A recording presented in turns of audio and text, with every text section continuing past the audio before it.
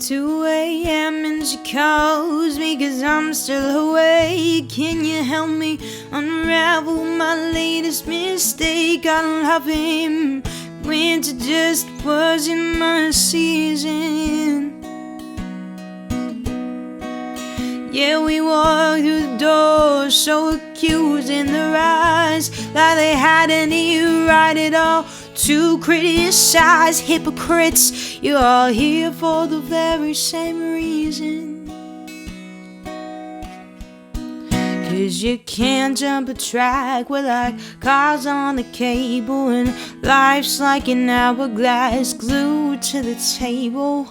No one can find the rewind button, girls, so cradle your head in your hands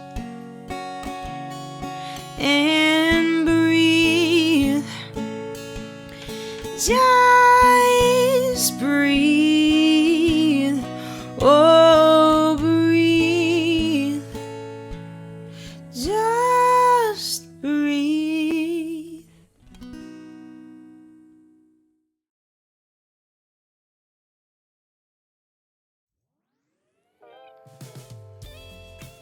Hi, everybody. Welcome to episode 18 of the Covers Off the Street music vlog. 18, just like 2 away from 20. So crazy. Oh my goodness. So I went on vacation last week, and so today's episode is a special episode that has nothing to do with music. Well, maybe I'll include a couple tidbits, but today's episode is all about my vacation to Hawaii. I have not been anywhere since this pandemic. Haven't gone anywhere. LA is very crowded. Lots of people. Cases went high, low, high, low. You know, if you're in the SoCal area, or if you, I guess, watch accurate news channels. But anyway, we're not going to go there. Haven't been anywhere. And so my boyfriend and I both got vaccinated, and before that, around the holidays, he surprised me with, actually on my Twitch stream. That was the day I became an affiliate. Affiliate basically means that you are part of the special program on your way to a partner, meaning like you're on your way to like really grow your following, and you can make money and build your community and have access to really cool things, personalize your page, etc., etc. So that's Twitch for you. By the way, do not forget to follow me there. It's just at Sarah Lightman, first name, last name, artist name. So join me there. I stream a couple times a week. That's where I'm going live now. I'm not going live anywhere else but Twitch. So come there. He surprised me with it. He said, I know you said you wanted to go somewhere for your birthday, and I know that we can't because cases are crazy right now. So I thought you would like this for when we can go. So he surprised me with a trip to Honolulu. So we had our first vacation, and it was amazing. We were both vaccinated before. We both wore masks the whole time, so no need to worry. The whole way that they run the flights right now is like, it's good. So like they're just making sure everybody's as safe as possible and respecting each other and all that stuff, and making sure we just don't get each other sick. So we get there and we land, and Honolulu, of course, is island, middle of nowhere, part of the Hawaiian Islands. So we went to Hawaii and we land. We're heading to go get an Uber car, and I see a beautiful rainbow. Now, of course, it is the rainbow state, so that is expected. But it was just, the timing was so beautiful. They were there to greet us and everything, and I got some really amazing shots from the plane while we were landing, just over the island. There was so much pretty water and everything, and green, and it was quite beautiful. I was very blown away. I have been to Kauai, which is a different island, a little bit more barren, smaller island on Hawaii before, but this was my first time going to Honolulu. And so yeah, so we get off the plane, and there's a nice, beautiful, strong, perfect rainbow, right outside the door while we were leaving to greet us, to be like, welcome to Hawaii. And I was like, that's perfect, great. So we go outside, and the air just hits us, and it's just like, so for those who don't know, or for those who live in California, as you know, the air here is very dry and desert. The air in Hawaii is way different. It's like, it's humid, but it's like nice. It's like light and humid, and there's a breeze all the time. It will randomly rain on you. It randomly rained on us as we were waiting for our Uber, and then magically it stops raining. It rains probably a little bit every day at least, and it was supposed to rain a couple times while we were there, and it didn't, and it didn't rain at all. Like, it sprinkled a couple times, but we thought like there was gonna be like a downpour, because that's what it said, and so we didn't have any of that. So that was really great. So we get in the car, and of course, first thing we do is go to our hotel. We stayed at the Marina Tower, which is just a couple blocks away from the beach. And now I knew looking at the hotel before we got there that we would have an ocean view. But man, we go up to the 26th floor. It's a little tiny, little cute hotel. Highly recommend it if you're, on a budget and just like wanting a nice place by the beach with a nice view to have access to everything. You can literally walk everywhere. There's so much there. And so lots of shopping, lots of sights. And so we get up to our hotel and open the door. As soon as you open the door, there's this beautiful view to greet you. And so we were like, wow. And we could open the window, and there is a ledge that is not safe, but you could sit out there. I tried at one point. I had like one leg in, one leg out, and it was uncomfortable, so I like didn't really do it. I tried one time. I have a slight fear of, I wouldn't say like I'm afraid to be up high. I'm afraid of the falling or having an issue. So I tried to face my my fear and sit up there, and it was just it did work out. But don't worry. I mean, I didn't fall or anything. 26 floors up would have been crazy. But anyway, we both tried it, and it was funny. So me and Tedasanga get there, and we unpack our stuff, and we're gonna go get dinner after and stuff. And so what's so crazy on the island right now is we all had to get tests before our flight, but we also had to check in every single day and let them know how we were feeling, and if we didn't feel good, to quarantine. And so like they're very, very, very strict on the island, which I don't blame them. So it's always good to be safe. But yeah, so that's what we did. And then when you go out to dinner, they would check it to make sure. Sometimes you check your temperature at the door just to make sure we're all cool. So that was like different when we went, because at least in LA I haven't caught that. So when we were outside, you could wear your mask or not wear your mask or whatever. But when we were inside, everybody was really great and respectful. They did contact tracing when you ate out at places. So just to give you a tidbit, in case anyone's concerned about my health, don't worry. So anyway, there's like 1 million people on the island, and so it's way less congested than LA. So it was just nice to like walk somewhere and to be able to have some like room on the sidewalk, but then like everyone's there to just kind of like chill out and have a good time. So that was the other really great part about it. Yeah, so we had a really great view, and then underneath the area where the window is, there's this like random storage spot. And so I was like, what do you do? So I crawl underneath, and I was just like, there's so much space under here. There was enough space where I could sit up. I couldn't stand, but it was just this random area in the like architecture. I think the place was like built in the 80s too, because the just the way everything was built, and the cabinets and everything. We had like a little kitchen and a little bathroom. So we had it was like almost like a studio apartment in a way, and had a little closet. So we go down to Red Lobster, and we had a really great dinner there. That was our first night. We did Red Lobster across the street, which was really cool. We had a really cool server.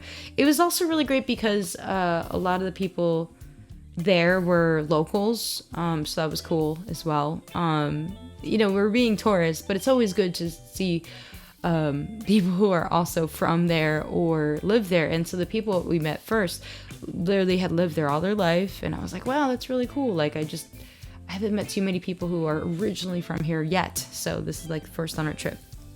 So we do our first night. Second day, so I have a cousin on my dad's side who lives who lives in San Diego, but he has a friend who lives in Hawaii. So he linked us up and we met up in front of Duke's, which is near the Waikiki beach, which is about a mile and a half to 2 miles away from our hotel. We walked there the first time and it was a really great walk. Don't get me wrong.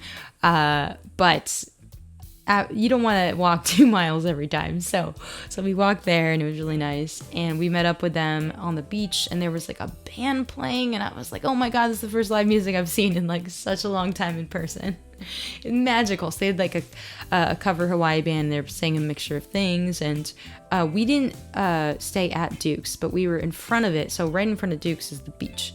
And the sun was going down. What's so interesting is like on the side of the island that we were on, you don't really see much of a sunset because of how the sun sets and how the island is near the equator.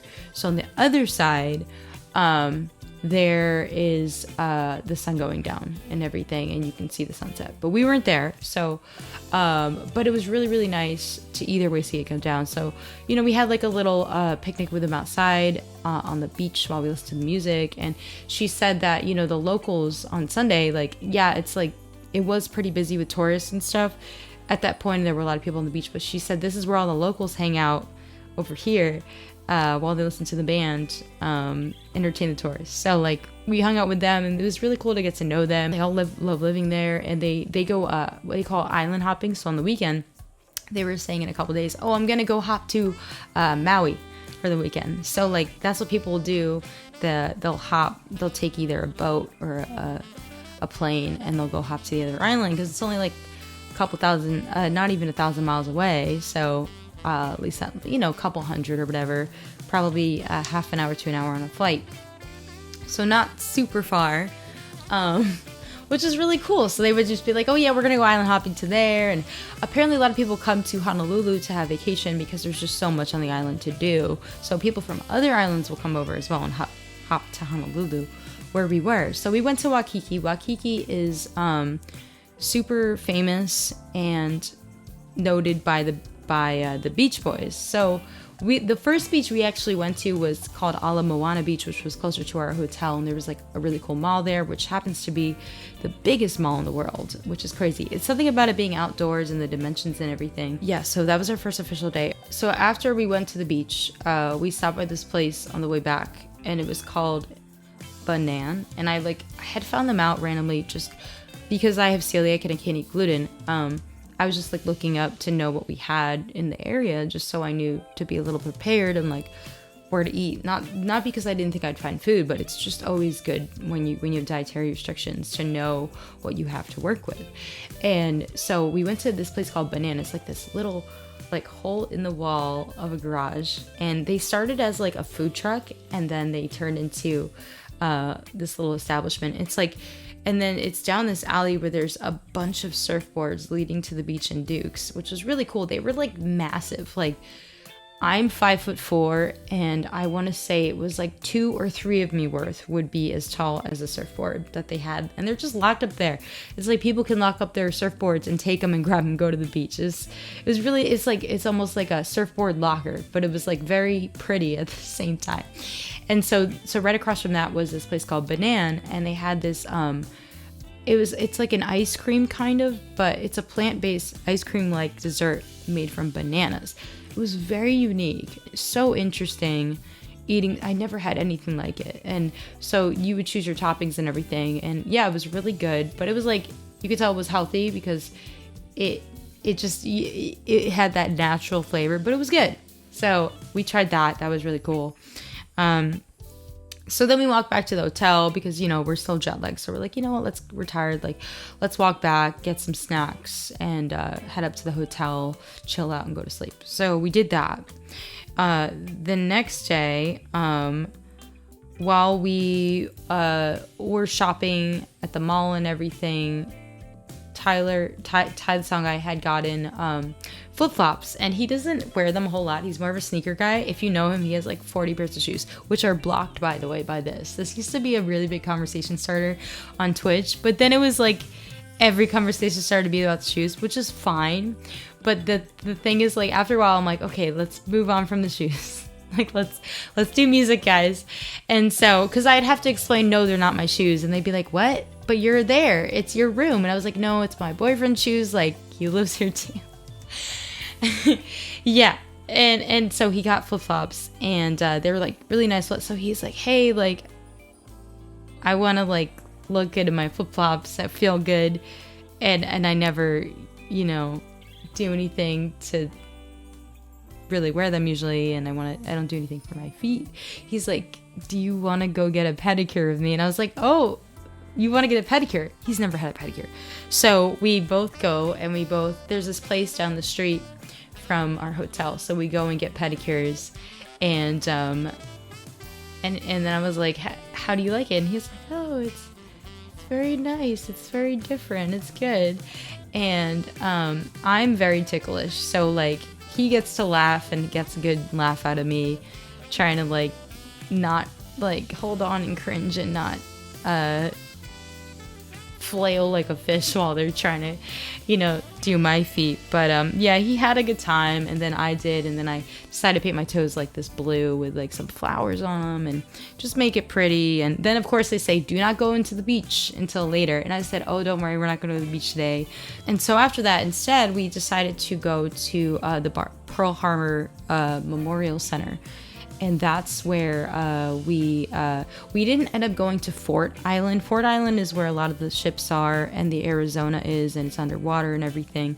Where you go and you're in this like thing over the boat that's underwater, and you get to look down through the windows. But instead, because of the pandemic and everything, you had to book tickets well in advance, and we didn't do that. So we just wanted to spontaneous have a good vacation. We didn't care a whole lot about that kind of thing. And so instead we went to the memorial itself, which was just in the Pearl Harbor, still on the direct island, not Fort. So we go to the Pearl Harbor Memorial, and I'll just show you guys a couple photos. So that's like a top secret note that they got. It's like one of the uniforms that they wore. And then after that, these are all like models of like what the ships looks like, the thing that I'm sitting in right here. But outside there was a submarine. So we went into the submarine, USS Bowfin, and it was an active duty submarine. It was actually the one that helped take down in the war when Japan tried to take over the territory of Hawaii. So this was like the boat that like got it done, and it didn't go down, so it was an active ship. So now it's just like, you know, part of the museum. So we went on, and like it's so crazy. It's a very long submarine, big submarine, but really tight quarters, because there's just so much machinery around them. So this is like a little bathroom, shower unit, and then that's first aid.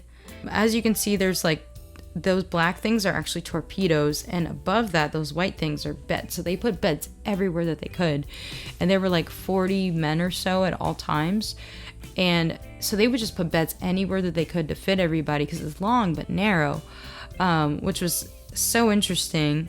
This is like a little like kitchen-ish area. This is a sink. I thought that was funny. So actually that sink was like folded up into itself, and I took it down just so I could take a picture for you guys. This over here is like a little tiny mess hall area. Here's like a little desk over here where the captain would write, or someone in charge would like write letters, catch up on work. This here area is like an area where they would send out mail. So I was like, it's funny, I was on the boat and we were listening to this audio where they would tell us little stories as you would go through each room. It was like perfectly timed. It was really cool. I don't know how they do that, but it's really, really, really cool. And it would just only start, I guess it would like sense that we were in it with like these little listening tools. And there were like voices, obviously voice actors probably.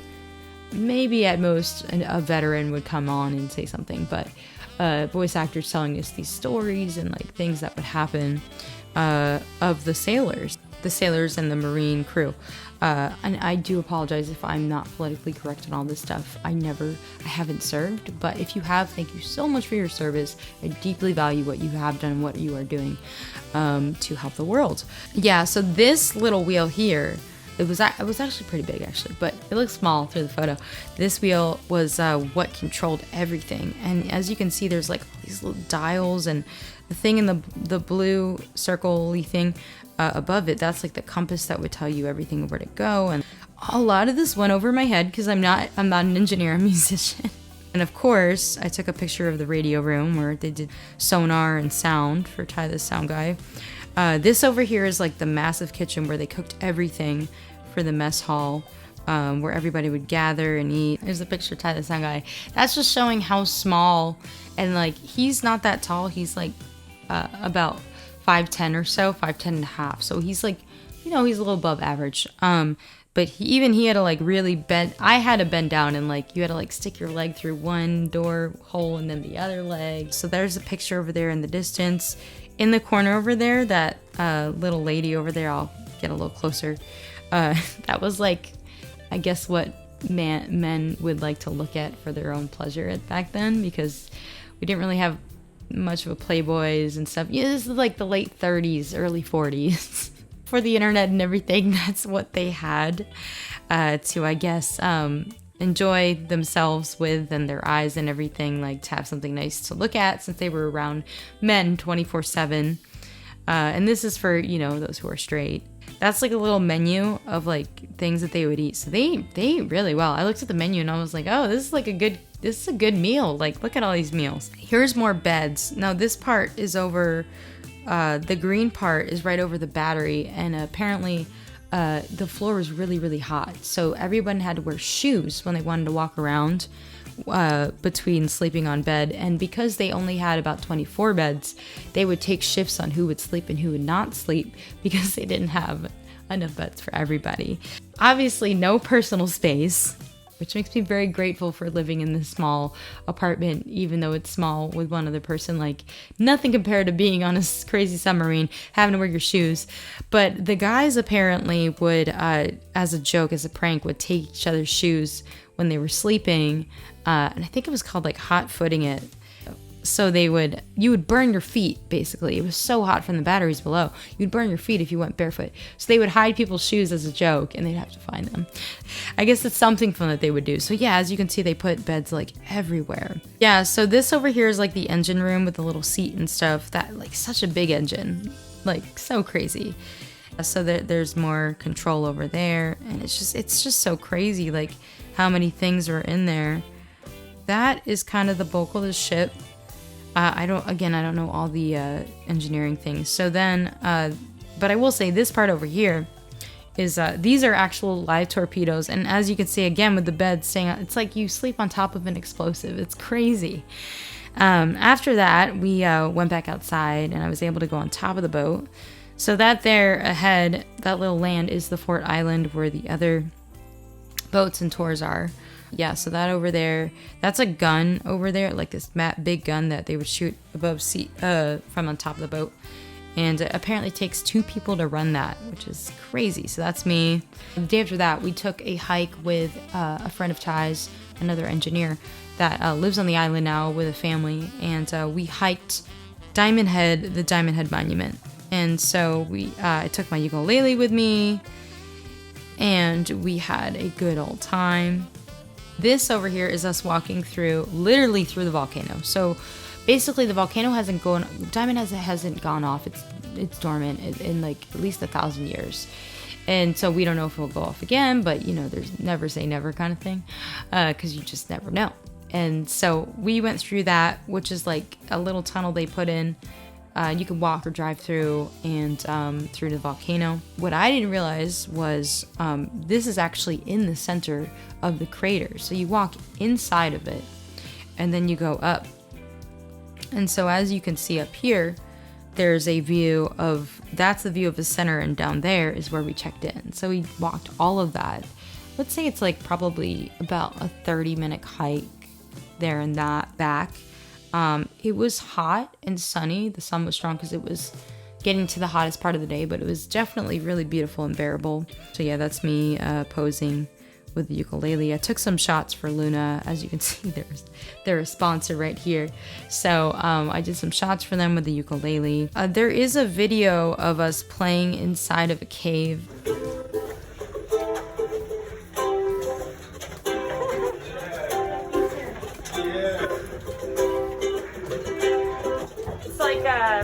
the music. The acoustics were crazy in there and it just sounded so great. Everybody loved the music. Get to the top and like it's just so beautiful. The ocean over here and that ocean really is real. That's not a filter or anything. It's always turquoise and clear. And then after that we headed back down. That over there though, in the distance is Waikiki Beach. That photo that I took, that really beautiful photo with all the city life and everything. So yeah, there's a lot of city life in Honolulu, but it's like a big enough city where it's nice, but you can also like exit the city pretty easily. So it's like a fairly big city than what you would expect on an island, but outside of it is just really beautiful. And then on our way back down, we enjoyed, Dole has a lot of plantation and owns a lot of, farms and stuff in the area, and I think they even own like their own private little island in the Hawaiian island area, which is really cool. So we had like Hawaiian ice and pineapple smoothies and Dole Whip. I know you guys are like, Dole Whip, I thought that was just at Disneyland. Nope, it's also in Hawaii, like everywhere you go. So, and they have a lot of flavors. The one we had was in pineapple, but they have mango, pineapple, raspberry, a couple others. So after that we went and cooled down by Duke's.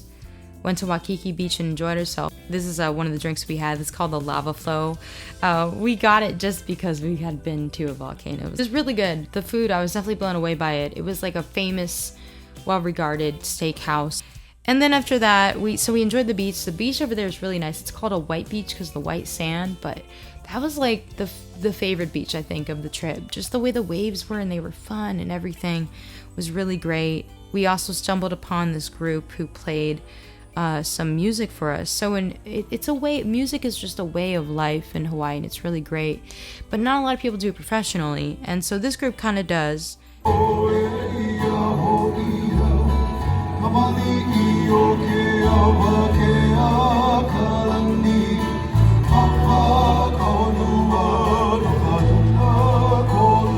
After that, this is like the lagoon that we went to. Really pretty, right by the hotel. It's a lagoon right next to a natural body of water right next to the beach, and so really super pretty. Definitely one of my favorite picture spots. These are water bikes that people would ride on, and so it's like you have paddle boating and then you have water biking, and it's like kind of the same thing, but bikes versus the boats. So it was fun seeing people go out into them. We passed a little tiki luau nearby that was being put on by the hotel. And then we went, this here area is Lanikai Beach, which is on the east side of the island. It's way more residential, very pretty. We went out there to snorkel, and then we went to this restaurant afterwards. So here's another picture of the beach, just to give you guys another taste of it. We walked around the residential area. This is like a mailbox, and I just thought it was pretty, so we took a couple pictures. This is Lanikai again, just a little sign. And so we walked along the beach, and yes, coconut trees do have green coconut husks, as you can see in this tree. They are brown, or if they're young coconut, light, depending on their age, after you open the green part, so it's green for sure. And then we walked to Buzz's Steakhouse, which was recommended to us by a local Uber driver. They said, oh, it's really great, like it's famous, like by the locals, they all go there. So we immediately went there, and it was so good. The last day I went to the lagoon, and as you can see, had a great time. There aren't really any waves there because it's like a little poolish, natural pool beach. But yeah, so that's pretty much it. And we'll end because he took me on vacation and he let me take just a couple photos with him. So here's a little picture of us that we took on our last day. And this is a guy, it's called paddleboarding. And that's his daughter in the front. He kept splashing her. It was really cute. And then as you can see here, these are, I don't know if this picture is clear, but those are fish. And I literally was staring down right where I was sitting into the water that was right in front of me. And those are fish just swimming around, hanging out right in front of you. They don't care about the human. This is our pool that we never swam in because obviously there's so much to see. We did the hot tub one night the last night, but that was it. And then this was an arcade that we did the last day that we went to the mall one more time, just to get some last minute presents for family and friends. So yeah, I had a really great time. I got my first Coach purse ever. They were having a sale, and I always liked them and wanted them growing up, but I didn't have any kind of money back then, so because they had a sale, I was like, yeah, let's see what they got. After that, we saw Jesse our last day. Jesse is part of Streetlight Canaans, who you might recognize that name because of the NAMM show. Jonathan, who played in the NAMM show with me, is from Streetlight Canaans. And so Jesse he plays accordion, and he's in the band, and he's really great. So we visited him. He moved back to the island where he's from during the pandemic, and to just help out family and stuff and save some money. So he works at Hungry Fear Records. It's a record store. It's the first record store like ever on the island. So super cool. Hungry Fear Records. That's the shop over there. We did a little bit of shopping there. He was so tripped out because he hadn't seen any friends from LA living on that island in like over a year. So we were just really happy to see each other. And then our last stop right before we got on the plane the next day is we went to a little tiki bar. So that was a tiki bar, and we got this drink called Skull and Crown, and so they light it on fire, as you can see here. And so they light it on fire, and then they sprinkle cinnamon in it, and it sparks like come out of it. It was I don't really drink, so like as I think I've mentioned before.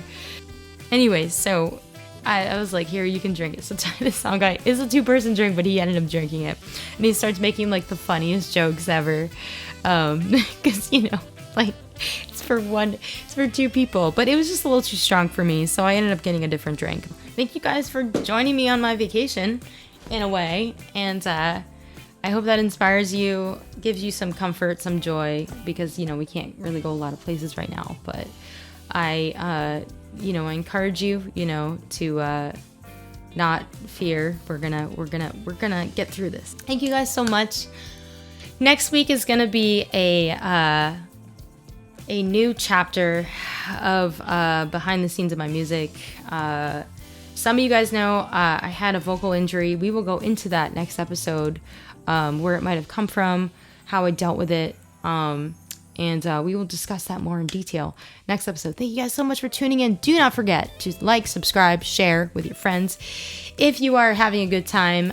Because without you, I'm just talking to myself. So thank you guys so much. It's so nice to connect with you. Thank you so much for spending your time with me. Do not forget to stick to the end to vote for your cover for next week. Listed out of the ones listed, the one with the most votes will get played. So if you don't want to hear the others, or you want to hear the one in particular, please don't forget to comment. Let me know you were here. Your request is all. Thank you guys so much. Have a wonderful, wonderful, wonderful rest of your day, and I will see you next time. Bye, guys.